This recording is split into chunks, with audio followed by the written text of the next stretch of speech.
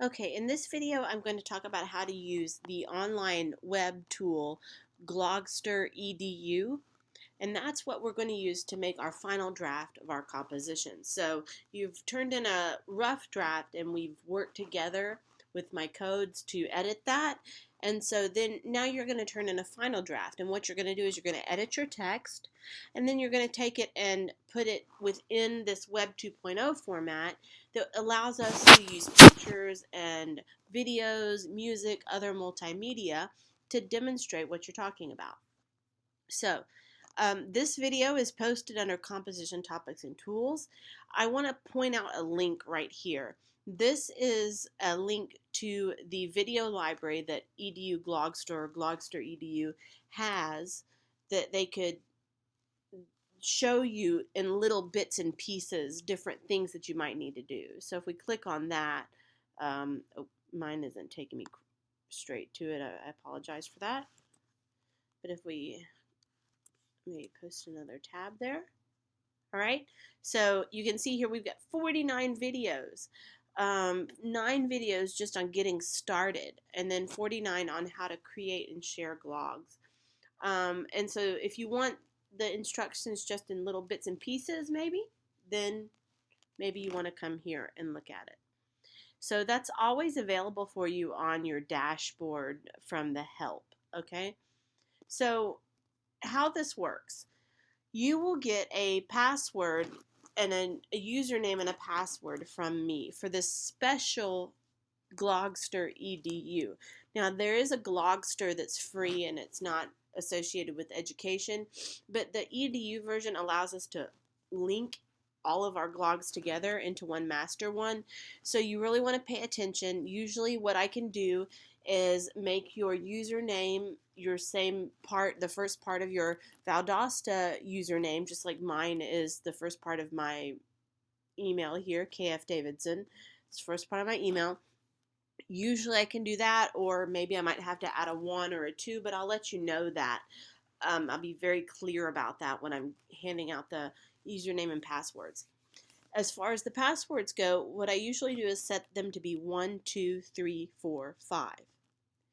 And I would encourage you to keep it that way, because if you don't, then I need to be with you in order to view anything that you have or do any kind of troubleshooting or anything like that. So if you keep it at 1, 2, 3, 4, 5, I can automatically access your account as you see it, okay? Because I can access them as your teacher from my dashboard, but it's harder for me to do any kind of troubleshooting if I can't access it as you see it. So I would encourage you to keep it at 1, 2, 3, 4, 5. So once we log in here, okay, so mine looks a little bit different because I'm a teacher, but we'll have our dashboard here, okay? And they sometimes post messages here. And you can see here that I've done a couple of different glogs. And so what I'd like to do is show you some glogs, okay? And these are from more advanced students. These are from French 3000 students. But this is basically what a glog looks like. So it's like an online poster where I was able to bring in this text, and I created a link here to this other student's glog. He wrote about Louisiana, and I was able to create a link to his glog. And you can see here how he was able to split up his text and what he was talking about.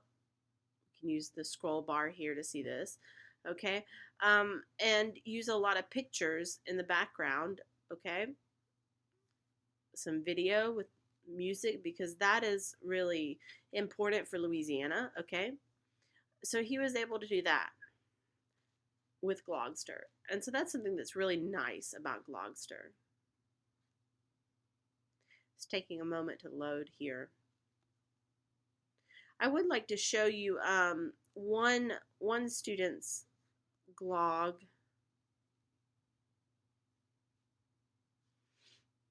So you can see now when you come into and you start to make your glog, how you can bring a lot of different things in to demonstrate and illustrate what you're talking about.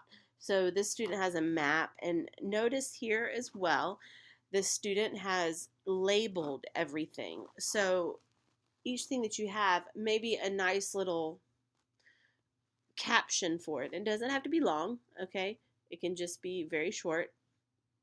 And so some of her items are pictures, some of them are links. And so she wanted to make a link to something about the Alps in Switzerland, okay? So instead of just putting the copying and pasting the URL and having that big long URL and words there, she found a picture and she made a link for that. And so we're going to talk about how to do that in just a moment, but this is really the best way to do that. So if I click on that, then she has a video about the Alps in Switzerland. She's also done quite a good job of sizing her text.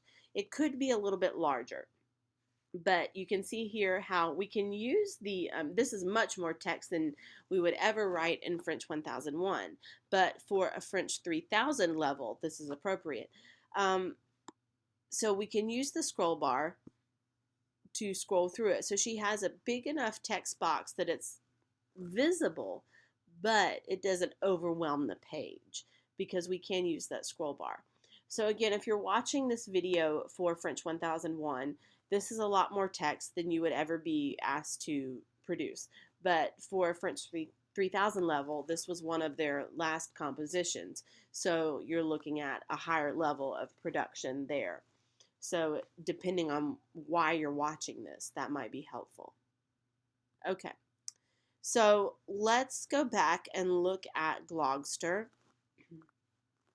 Okay. So what I then do is I bring everybody's presentations or posters together into either a class poster like this for smaller classes, or usually for French 1001 we have a lot of students. So I'm going to bring them together in a presentation. And so this is a 1001 presentation where we can sort of scroll through them almost like on iTunes and sort of see people's presentations. So you can see here that this student she did a great job with her text box. It doesn't overwhelm her page, but it's big enough where we can see it. She has some links about London, and she was able to personalize it, and she has captions here, very, very simple captions, and that's great because that's what we have learned in French 101 at this point. So very simple captions, but these are her personal pictures, and that's great if you want to use those. And so we sort of bring them together in a presentation like this. Now, so I'm going to open up another one so that you can see the different kind of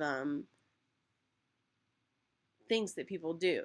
So you can see here she has a different font. She has some videos, some links to things like this because the student was very involved in the student government. So she has a lot of things revolving around that. And what's the other great feature about Glogs? We can create a conversation around what we do. So you can see here, once I've clicked on her glog, on the actual glog, okay, not just her name or not just the whole presentation, but the actual glog, then I can comment on that and I can create a conversation about what she's presented here, okay? And so for your glogs, you have to look at your rubric. It depends on whether you're French 1001 or a higher level of French, and find out how many comments you need to look at other people's glogs and how many comments you need to make on their actual glogs. And our rule here is that we're creating a conversation. So it should always be constructive. So you might want to offer tips on, hey, I think maybe you should use this word instead of this, or as you can see here, specific comments about, I like this about your blog. This is a great comment here. A few pictures of your friends, especially since they are an integral part of college. So because the composition was about whether or not you're a typical American student, then that makes a lot of sense for her to have that. And here, commenting on being involved in the school. loving the school spirit of your blog, things like that. So things that are specific to this blog. So if we go back, and I'm going to show you how to comment first before we create any kind of new blog here. So let's imagine that this is my blog. I'm just going to upload one that I've already gotten. And if this is for my class, I want to actually click on that blog. I want to actually click and get into it, so that if you cannot click on any links, if you can't see that there are any links, if you don't see anything going like this, or see any pictures popping up or anything like that, then you know you haven't gotten into the actual poster. You need to actually click on it, and then I can go down and just scroll down and enter a comment here. Okay. For those of you in 1001, I generally do not set a language for commenting. As you saw, most of the students commented in English, but you could choose to comment in French as long as you comment for the required amount. For those of you in higher levels, you are required to comment in French. But I don't grade your grammar, just that you got your point across. Okay, so how do we create a blog if we're starting off from our dashboard here? Well, it's very easy. So we're going to click on this button, create new blog. And I'm just going to choose a horizontal one, just, you know. And you saw they had different templates, which you can work with and then remove the items. So like right here, they have this item. I clicked on it and I just want to trash it. Like, I don't want this. I just clicked on it, trash it. Trash that. So I have a blank slate here, but they have templates where you could start off with different things on your page. So the first thing we want to talk about is your wall. And so I have some pictures here that I could use, and your wall is the background. So I have some pictures. I could use a gallery, and they have all of these different types of galleries. So for example, let's say, okay, it's for school, so I'm going to use notebook paper. Looks good. Solid colors, you know, they have all these kinds of things like that. So I've got my background, that's your wall. Let's imagine I want to do some text. And it's a lot like Microsoft Word. I'm going to choose a type of text box, and all I have to do is say, okay, this is what I want, and click use it. And there it is. And I like this one because it looks like a highlighter and staples a piece of paper. And so then when I want to use a text box, I can just double click it there and start typing. Now, in general, the font that they have given to us to be most compatible with accents in the foreign language is Arial Latin All. But that's been changing a little bit with Glogster, so we can maybe revisit that over email if we need to. But here you can see we have all of these different tools, and then the sizing, if I want it to be super big or super small. Change colors, things like this.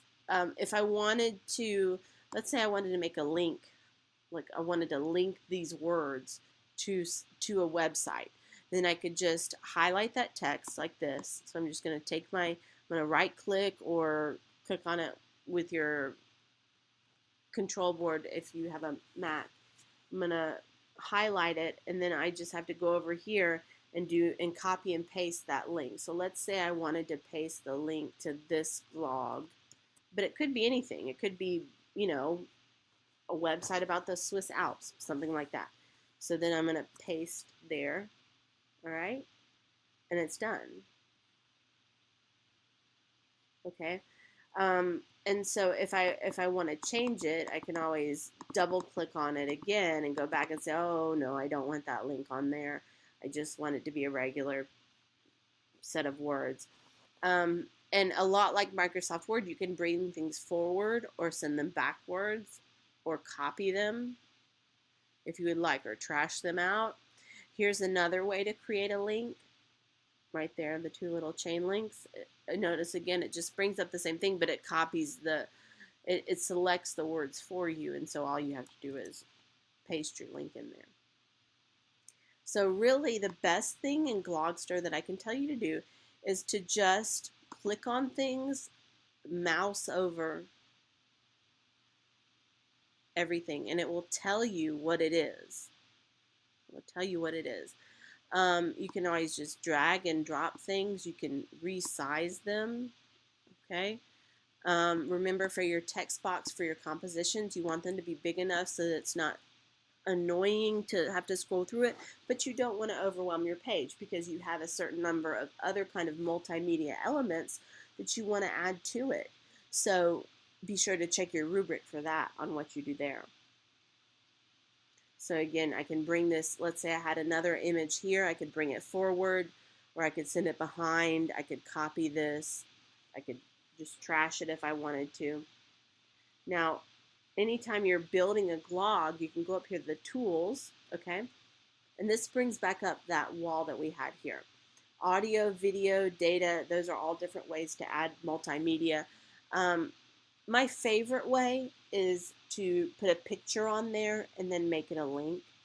But if you have a YouTube video, then you could definitely click on that. So if my videos were that we have, like this one, that were available for public viewing, then I could certainly search for that and then link it up here. So you definitely can link up YouTube videos, and that's very easy because then it just puts a picture right on your screen, so you don't have to find a picture to link it to for that. So it's really nice. Same thing goes for audio. Now let's talk about a little bit about images. This is the one thing that is a little bit different about Glogster. In order to upload an image onto your poster, you need to first get it into this little library here. So you can see here a lot of the different things that I've been working on in my class. Obviously, I've got Robespierre, Maupassant, I've got something about Halloween, okay, Chanel. So these are just different things that I've had to upload for my classes, for the blogs that I've made. But I've gone out onto the web and found these images. And what I do is I save them onto my desktop, and then I come over here. So I click on Tools, or you can just automatically click on this arrow. Click on Tools, and then I can click on Upload. And I can just choose whatever images it is that I want to use, okay? So you have to first find them, save them on your desktop, and then upload them to this library using this arrow tool. So let's say I want to use this. Moi, je parle français, d'accord. And then you can see here, I can always X out of this and get rid of it. And if I want it back, I just go to Tools, okay? And then I can resize this. I can move it around. I can make it into a link if I wanted. Let's say if I wanted to link that to the French club at VSU, I can make that into a link. And then that little blue circle with the www would show up. If I wanted to move it here, let's say, and I wanted it to be behind my text box, I just click that. So you can see how in the picture it goes behind. If I want to get rid of it, there it goes. So the best thing that I can say to you to do is start off early. Don't wait until the last minute, and give yourself some time. Maybe create a blog just of pictures of your dog or something like that, so that you just can play around with it, because whatever you do, you can change. You can undo here, move around, you can trash it. Whatever you do, you can change. But you want to make sure that you have enough time to really learn how to use it. Now, once you're done, once you have started your first edit, what you want to do is click Save, okay? And I'm going to name this one Practice. And this is the other reason why we want to start early, because your grade depends on getting comments and giving comments. And you can start to give comments and get comments before people are finished. They don't have to be finished for you to give them comments, okay? So in order for you to really fulfill the assignment, you need to have started your blog early enough to start getting comments. Okay? So we're going to say save here, and the way that people will be able to find you is through our dashboard. You could probably see that they had a tab that said classes. So I'm going to look at this. So here it's going to ask me something. I'm going to do world languages. It's going to want me to do that. That's fine. And I'm going to save it as public and finished, okay? So even if you're not finished, then that's okay. You can still save it. So we want to save it as public and finished because it'll always let you go back, okay? So now, even though I'm not finished, I have this weird text box or that I just deleted or tried to delete on my blog. You know, it's not finished, obviously, but now people can click on it and they can comment on it. Okay? That's why we save it as finished. It's not necessarily finished, but it's public. And now people can comment on it. So somebody could come on here and say, I think you need to add more stuff to your blog, right? So you kind of want to balance your time. Give your fellow students a little bit of time to get their blogs done, but also remember, everybody, that you need to do yours so that people can comment on them, okay? So it's a two-sided process there. Okay, so if we go back to our dashboard, how do you get to other people's blogs before I can create the presentations? So I have to have a blog for everybody before I can create the presentation. So that might be one way that you could get to them if we get everybody in on time. If not, you can just go to classes and you'll probably only have one. And then you can click on classes and it'll probably show up, for example, here. Let's say you were in my class for fall 2013. Okay. So you're going to see all of the different class projects for this class. Okay, so here are all your different classmates. So you could click on one